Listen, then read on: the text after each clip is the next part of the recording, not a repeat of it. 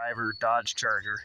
It's a 71. I mean, it's not a 68 70, but I mean, I don't know who on earth can afford those anymore. So I got this one recently. It's got a 440 motorhome motor swapped in. I think it was a 383 car. And it does run. And this is my driver.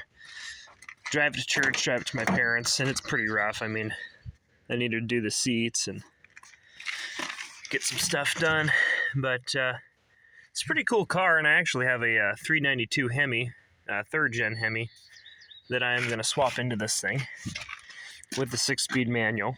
So it's a pretty rust-free car, made 9 to 70.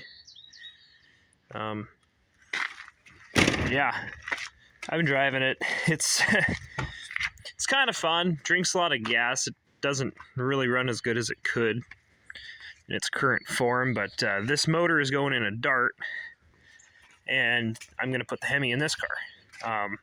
So if you guys have any suspension upgrades you'd recommend, I'm willing to listen. I would like to upgrade the front suspension. I'd like to make a road handling car out of it. Yeah.